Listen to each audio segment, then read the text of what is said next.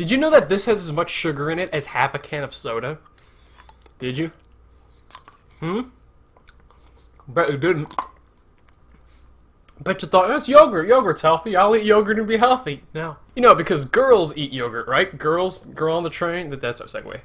If you saw the trailer for Girl on the Train and thought Gone Girl Part 2, you were totally right. The movie's rated R. The movie's very explicit. Do not bring your kids. This is an adult movie. I'm gonna be super vague with the plot, and I'm just gonna say it involves a few different couples, a few different people, and there's a mystery afoot. That is all I'm gonna say, because this movie is best experienced not knowing anything about it. And I gotta say, this movie's getting hated on way too much. This movie is not bad, alright? The movie's got some issues, and we'll talk about them, but it is not that bad. I gotta say, I was engaged and gripped the whole movie. I can't say I was ever bored, I can't. The first and biggest flaw of the movie being that it borrows maybe just a little too much from Gone Girl. I would say, like, there's a difference between taking the same genre, going for the same style, and just straight up copying, and it's somewhere in the middle. But then again, that's kind of like saying Sully was a ripoff of Flight. They're two different movies, but they have the same style. And they're targeting the same audience, most certainly, because they're both based off of a novel, they both have the word girl in them, they both deal with affairs, they both have that kind of like piano, mellow, kind of moody, atmospheric soundtrack, and they both have like one or two like really violent scenes out of nowhere. I gotta say, the movie does not start out like Gone Girl. The movie starts out like its own movie, and then it kind of becomes Gone Girl near the end. Some other pros in the movie. The acting is phenomenal. Emily Blunt is utterly fantastic in this movie. She plays such a broken, depressed person, and you feel so sorry for her. And it's on the verge of like, oh man, you are throwing your life away. Oh man, Emily Blunt. Oh jeez.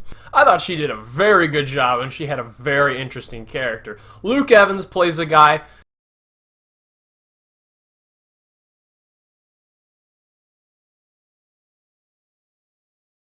Luke Evans does fine. Haley Bennett also does surprisingly well. And then it took me a second because she had blonde hair, and I'm like, wait a minute.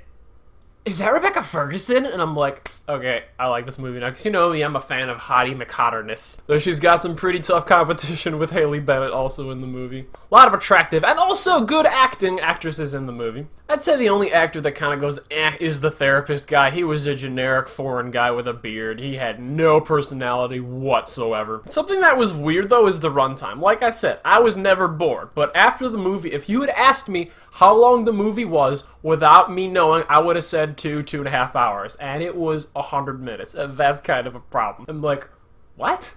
Like, it's not like The Revenant where I'm like, okay, I'm bored, you could cut this. Okay, I'm bored, you could cut this. This is too long. I wasn't bored.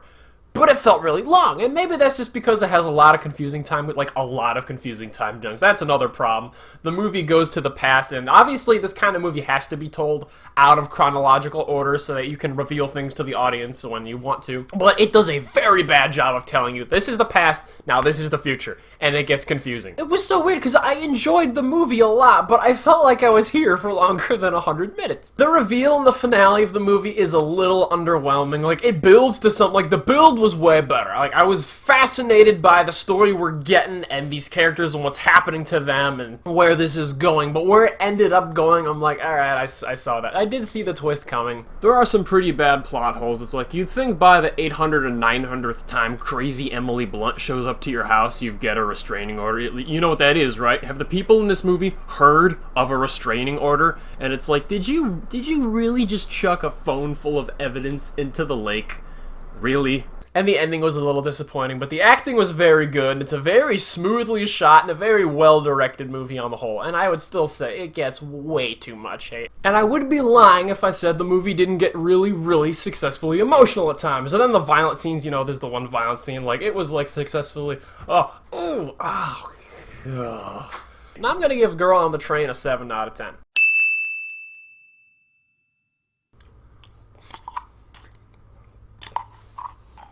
It was so good.